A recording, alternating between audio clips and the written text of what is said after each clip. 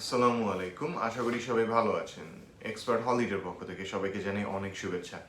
আজকের ভিডিওতে আপনাদের সাথে কথা বলবো স্লোভেনিয়া ট্যুরিস্ট ভিসা নিয়ে।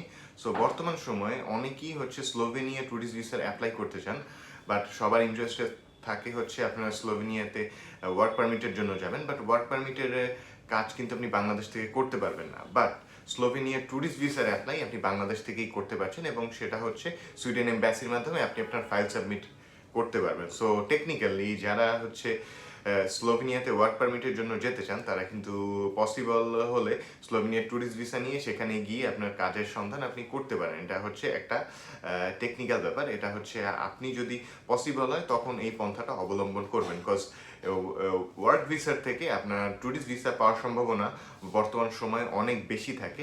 আর যে ব্যাপারটা ট্যুরিস্ট ভিসার প্রসেসিংটা কিন্তু খুবই ইজি। আপনি আপনার রেজাল্টটা পজিটিভ হোক নেগেটিভ হোক, ভিসা হবে কি হবে না সেটা উইদিন 2 উইকস জেনে যাচ্ছেন, এবং এটা বাংলাদেশ থেকেই আপনি অ্যাপ্লাই করতে পারছেন। সো একটা রিস্ক আপনি নিতেই পারেন, যেহেতু বর্তমান সময়ে রেশিওটা অনেক ভালো আছে ট্যুরিস্ট ভিসার ক্ষেত্রে। সো আপনি আপনার ডকুমেন্টসগুলো রেডি করে অবশ্যই ট্যুরিস্ট ভিসার জন্য অ্যাপ্লাই করতে পারেন। আর যারা অ্যাজ আ ট্যুরিস্ট অ্যাপ্লাই করতে চান, তাদের জন্য তো always welcome Slovenia tourist visa, আপনি বাংলাদেশ থেকেই অ্যাপ্লাই করতে পারছেন। সো এই গেল আপনার কোথায় আপনি অ্যাপ্লাই করতে পারেন, বাংলাদেশ থেকে নাকি ইন্ডিয়া যেতে হবে, এই কনফিউশনটা দূর করলাম। আপনি যদি ট্যুরিস্ট ভিসার জন্য অ্যাপ্লাই করতে চান, আপনি অবশ্যই বাংলাদেশ থেকে অ্যাপ্লাই করতে পারছেন। আর ওয়ার্ক ভিসা সেটা আপনাকে হয়তো ইন্ডিয়া যেতে হবে, যেটা বর্তমান সময়ে অনেক অনেক ঝামেলার। ওই ধরনের ঝামেলা পার করেও দেন আপনার ভিসা হওয়ার সম্ভাবনা কতটুকু সেটা আপনারাই জেনে নেবেন।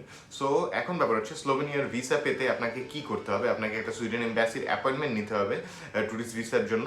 দেন আপনি ওই রিকোয়ারমেন্ট অনুযায়ী আপনার ফাইলটা সাবমিট করবেন। এখন সাবমিট তো করবেন, ওই দিন কি কোনো ইন্টারভিউ আছে কিনা এ ধরনের কোয়েশ্চেন অনেকেই করেন, বাট ইন্টারভিউ যেটা নেই বললেই চলে। ইন্টারভিউ নেই, বিকজ ওখানে বাংলাদেশিরা বসে আছেন, তারা জাস্ট আপনার ফাইলটা চেক করে 2-1টা প্রশ্ন আপনাকে সর্বোচ্চ করতে পারে।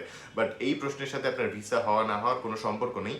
ভিসা হবে কেবলমাত্র আপনার ডকুমেন্টস যদি ঠিকঠাক থাকে, বিকজ আপনার ফাইলটা যখন ভিসা অফিসার চেক করবে, আপনার ডকুমেন্টস থরলি সে চেক করবে। সো ডকুমেন্টসের একটা মিসম্যাচ হলে আপনি আপনার ভিসা পাবেন না। সো আপনাকে কেয়ারফুলি আপনার ডকুমেন্টেশনগুলো রেডি করতে হবে। কেন সেটা বলি, যেহেতু ট্যুরিস্ট ভিসার জন্য আপনি অ্যাপ্লাই করছেন সেনজেনের জন্য, স্লোভেনিয়া একটা সেনজেনভুক্ত কান্ট্রি, আপনারা সবাই জানেন।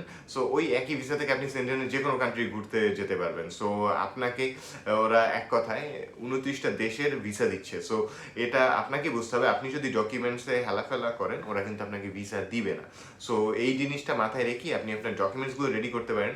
আর ডকুমেন্টস সঠিক ওয়েতে প্রসেস করার জন্য তো আমরাই আছি। যে কোনো ধরনের হেল্পের প্রয়োজন হলে সরাসরি ভিজিট করতে পারেন আমাদের অফিসে, বা কল বা নক করতে পারেন স্ক্রিনে দেওয়া নাম্বারে। সবাইকে অনেক ধন্যবাদ।